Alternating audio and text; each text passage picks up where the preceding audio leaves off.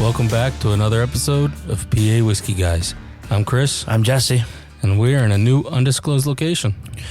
Testing out for future studio locations here today. Heck yeah. You know, maybe a new basement bar in the future. Oh boy. Hopefully. Yeah. You get to look at the layout now, you know, and see what you want, see what your future might hold. sitting at the bar, you know, an old school basement bar right now, you know, bar top. Yeah. And we got some remodeling to do, that's for sure, if this is what we're going to do. That's the fun part, though, because then you make it how we want. Yep, resculpt it to what you want. Yeah.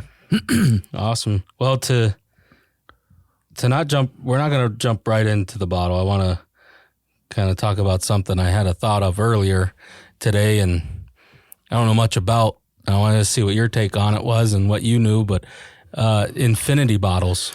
Yeah. What you knew about those. Yeah. Get yourself a decanter, you know, and you could do a bunch of different things with it, you know.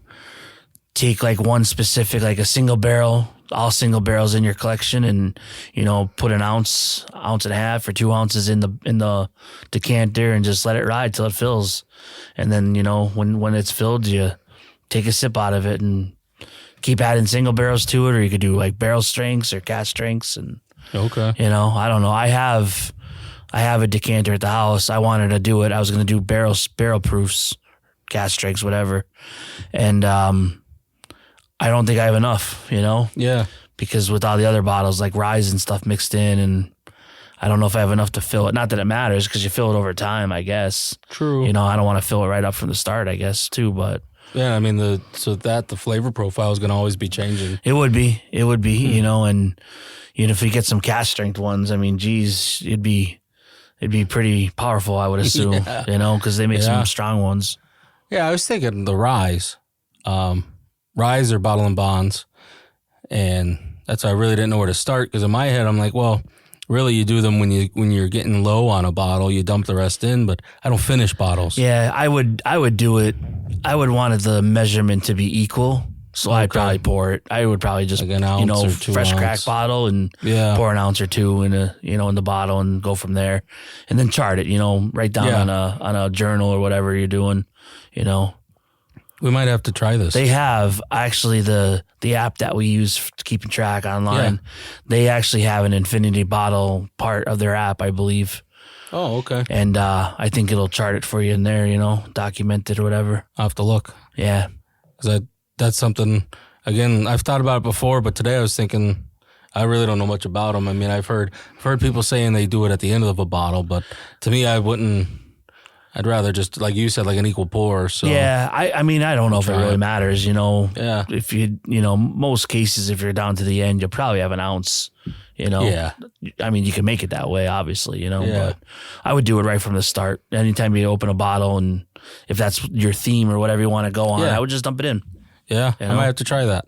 Because, I mean, we know from last week, as far as bottle and bonds go, I was surprised myself, and I picked that bottle and bond last, the Old Forester, and that 1870 being 90 proof, picked that first. Bottle and bonds would probably be a cool one. That'd be interesting. Yeah, because, I mean, you have all different age statements. You do. With a minimum of 4 years. Yeah, you do. You're not getting anything under 4 years. Yeah, that'd be interesting.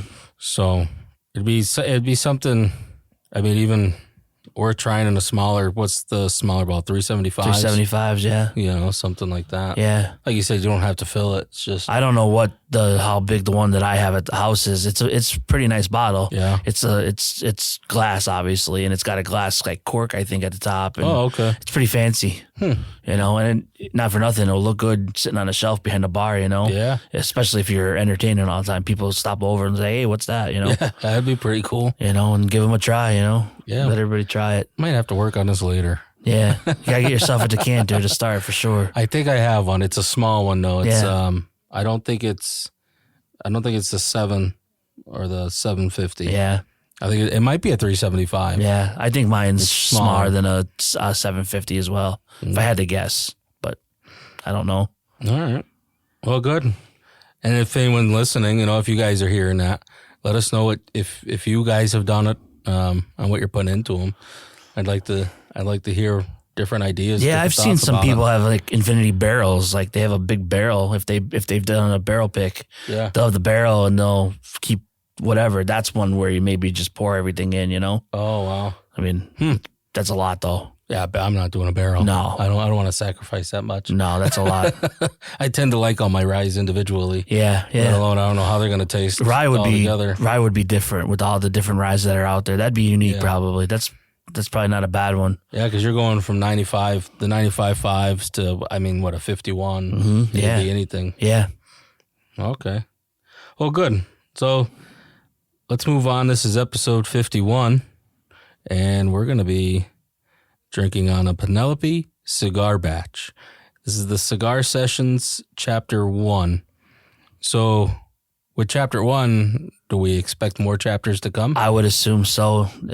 Chapter 1, I'm assuming that they're going to do more. Okay. I haven't been up on Penelope. I mean, they're doing a ton of stuff. They released a lot of things, and the tail end of the year of 2025. Obviously, now we're recording this. We're in 2026, of course, but mid late summer till the end of the year. From what we've seen in PA, just that alone, they've released probably 5-6 different bottles. I think. I can't believe the amount of different expressions that they have out. They exploded, man. They were small insane. company, and they just absolutely exploded. And they're sourcing. I think they're doing their own stuff now because they're part of Bardstown. Oh, okay. And there's a parent company that owns them all. Yeah, I can't remember who it is or whatever. But they were sourcing, so they have a lot of good barrels to pick from. And I have the estate 10-year, I believe it is, and I took a little sip, fresh crack, and it was tasty. Wow. Yeah, good for them, man. I don't hate on them. I know they get a lot of, I don't want to call it hate, but they get a lot of flack from sourcing. Yeah, but it's a lot all of about companies do, but it's all about their finishing processes and stuff. Like, especially with this. I mean, I know nothing about this. I'm solely going to rely on the cheat sheets that we printed out today. Yeah, because I wouldn't know where to begin with. No. So. And that with that, it is 101 proof.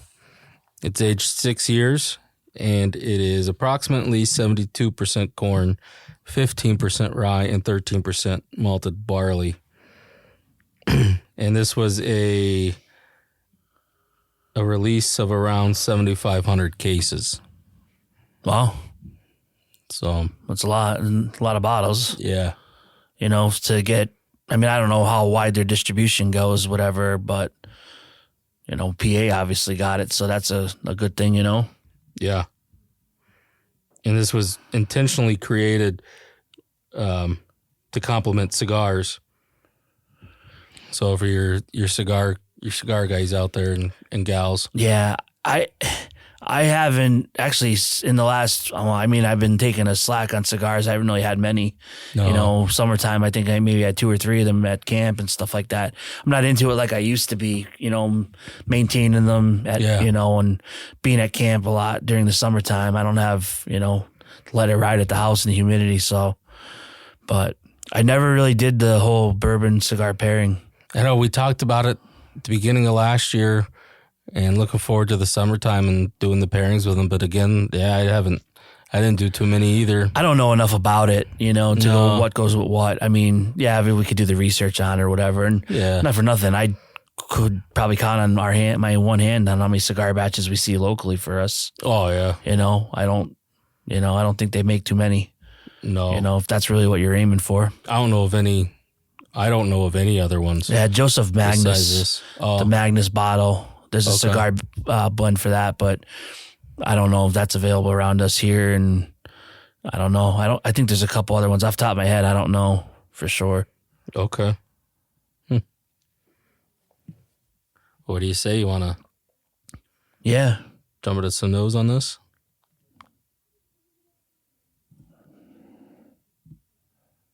Yeah, I'm just reading over some of the notes and stuff. There's not a whole lot, that we have anyway. I need to do a better job researching and stuff, Dang. So on the nose of this, it's, for me, I definitely get the vanilla. Almost, what am I trying to say here? Captain Morgan. So when you pour Captain Morgan into a Coke, you get that vanilla aroma. Okay. I'm getting that same type of vanilla aroma that the Captain and Coke would do on the Penelope here.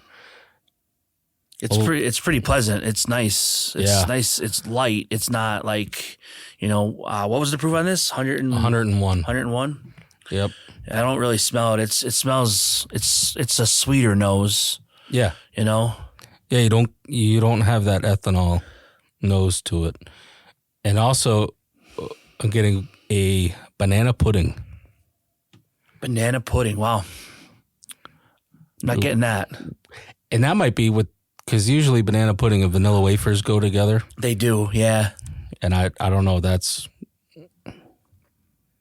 the nose I get, a vanilla wafer.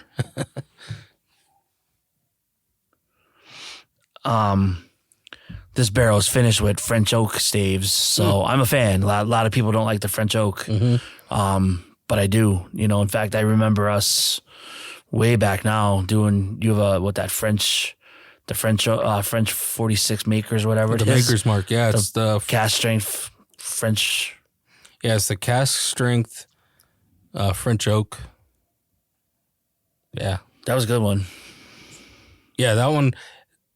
If I do remember, I wasn't a fan of the regular Maker's Mark. No, me either. Yeah, no, me either. But the French oak one, I didn't mind. I haven't had that one in a while though. I should revisit that one again. Because that was a fresh crack that day, and I don't know if I've had it since. And that's what I mean. I don't finish bottles. I really don't. Yeah, we've been trying so many things, and I haven't finished a bottle in a while, other than your standard mixers or whatever. But yeah, are you getting on the palate on this? I'm not sure. I'm first sip of the day, so it's got a little heat to it. Okay. I'm getting some kind of sweetness in there. Almost like I'm getting the drying effect, like the tannins and stuff like that in there too. But if I had to say, I think the little heat part is also maybe cinnamon. Like almost like cinnamon candies, not like that's the wrong term to use, like the candy part, but not like an atomic fireball, like cinnamon, cinnamon hot sugar, tamale kinda? Cinnamon sugar, Oh, like on okay. I guess like on a pastry or like donuts or something, like cinnamon sugar. Yeah. Not super sweet, but I don't know if I'm getting like the vanilla either, like what it said, and almost a little bit of fruitiness there somewhere too, but yeah, I'm having a hard time. I don't have any. There's not much sweetness going on. I get a lot of what would be the oak, and there's like oak and like nuttiness, almost like an earthiness, or if that could be the tobacco. Well, I was thinking, because I was looking at the notes and I didn't know how to describe it, but it's like malty and grainy. It is. Yeah, grainy. The grainy part. Exactly. That's what I'm getting to. I'm getting the grain part, but I didn't know how to describe it really. Yeah, I'm not getting a heavy sweetness. I can kind of pick up the cinnamon reference that you have. For me though, it would be the cinnamon aftertaste of a Fireball. For me, it's not a sweetness, but it's a strong cinnamon. Right, but it doesn't finish. give you that. It doesn't give you that lasting burn. No, not at all. I get where you're going with that. It's like at the end of the Fireball when you're down to the very small. You still get a little bit of sweetness there or whatever. Yeah, very, very. I like minimal. it. I mean, I like this. Mm-hmm. To me, there's not an ethanol punch to it at all. Even for the first sip of the day, I mean, I'm not gonna say it's not that buttery, that butter smoothness, but it's good. I enjoy this. That's probably the staves. It's not. You're right. It's not like. So, if I had to say, it drinks a little bit hotter than 101 proof. Okay. To me. Yeah. Okay. And I don't know if I don't know what that is, Like the tasting notes says there's some pepper and oak tannin, which that's on the nose. Yeah. There's tobacco notes in there, although it says graham cracker and pepper spice. So I am getting a little bit of that stuff, but I don't know. I like it. It's not an everyday pour for me, but I could probably see where you have like a good cigar. It says medium body cigar, so they're typically a little bit sweeter, than a full bodied cigar or whatever, where like you're not pairing it with a medium body. I can see where they're going with it. Yeah. I can 100% see where they're going. Especially if you're going to have a sweeter cigar, this I think would complement that because to me it's not sweet. It would go very well. Yeah. So it'd almost bring out probably the sweetness of the cigar itself. Probably would. If I had to guess, yeah, it probably would. We might have to try this. I was gonna say we should probably try it when we get some warmer weather. Yeah. Or someone outside there. Yeah. I mean, it's warmer today. It is snowing, it's not negative. Would be nice to sit around a fire today outside. Yeah. I could do that with a fire. Yeah. Yeah, that would be nice. Good. And the finish on this is it's lingering. Like it's still there. Yeah, it's got a little tingle. Long finish. Yeah, I don't get a whole lot of flavor in it, like in the finish, but no, it's got a little tingle on the back of the back of my palate. It's warming. It is. It's very warming. It's warming. Yeah. So I like this. This was a good. And I don't remember. John picked this up for us. So thanks, John. Yeah. Thanks, John. Yeah. Thanks. Wish you were here with us. We miss you. Yeah. Yeah. We're trying to move into the new year and, do some different things and stuff like that, so. Yeah, I got to keep on trucking. Like we said, we missed a couple weeks, in 2025. Yeah. So, full calendar year, we're not there yet. We have one more episode to go for 52, but we'll make up for that. We're going to try and get back on track and, schedule a couple things here and there and, do what we could. So. Yeah, and I think all the ones that we missed last year were kind of in the beginning where we weren't really into it yet. We weren't dedicated to it as much. And yeah. We were still figuring things out. And yeah. I think those are all the ones we really missed. And then we were able to build up a good bank of them too. So yeah, schedule's tough sometimes for you guys. Yeah. You travel. Both of you kind of travel for work here and there. Yeah. I mean, John's always traveling, but you're here and there sometimes. And, yeah. But, and that's where now we've tried the Zoom out, so we should be good. Yeah. Yeah, we definitely would just plan accordingly, and all have the same things or not even really maybe just jump on and just talk, just chat about industry news or whatever. I don't know. I hate to, I listen to podcasts and I don't know, whiskey podcasts in general. I don't want to copy them, but you can only do so much, I mean, we can continue to do reviews and, we did the blind for the Old Forester and that was a lot of fun. Yeah. We're definitely going to do that more, I would like to do more blinds. I'd like to do more blinds and even, like you said, the discussion part of it. I mean, yeah, we do our reviews and stuff, but I would like the discussion more because it's still a learning thing to me. Like the whiskey and bourbon process alone. The history is amazing. Fascinating. Yeah, the history is... I stumbled upon a YouTube channel last week, and it's awesome. It's awesome. I'll share off recording here what it is, and I was like, I mean, I can literally just sit there and watch it all night long, and it was like kind of documentary style. It's really neat. Some of his stuff was really neat. That's like even going down the moonshine side of it. I mean, just the history of that alone. I mean, what was it? January 17th, right? We had shared. Was January 17th, 1920 was the start of Prohibition. Yeah. Yep. And I know in our last week, it was January 14th, 1918. Yeah. It was Kentucky State.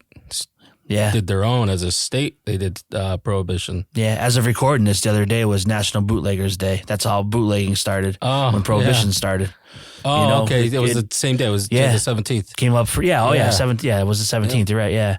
Organized crime. There was a huge article. I didn't read the whole thing or whatever, but Al Capone was pretty famous along those, in those coming years. Okay. Because that's what they did. Everything was around whiskey. Yeah, it was. But that's why I like it. I think it's enjoyable, the history on it, and the process alone fascinates me on how you take from grain to glass. And I know they call it certain bottles grain to glass, but just that process alone. Because they're on site. That's their own. That's just a term they're throwing out there. It's But yeah, you're right though. The process alone is pretty crazy. It's almost like wish you can do it for your job, but it takes a lot. I was gonna say, well, we can. We could, but I know where there's a pot. We wouldn't be too great at it, right? I know where there's a burner. We can put the pot on the burner. Cook up our own. Yeah. All you got to do is make a good wine, and then you turn that wine into shine. But hey, either way, go ahead and wrap this up, I guess. Yeah. For today. Yeah. And for those listening, don't forget, like and subscribe. Follow us on social media platforms, and you can listen to us either where you're listening to us now or on all your major platforms. But hit us up with a comment, message. Let us know you're there. We'd really appreciate it. And I'm Chris. I'm Jesse. And we'll catch you with your cork out.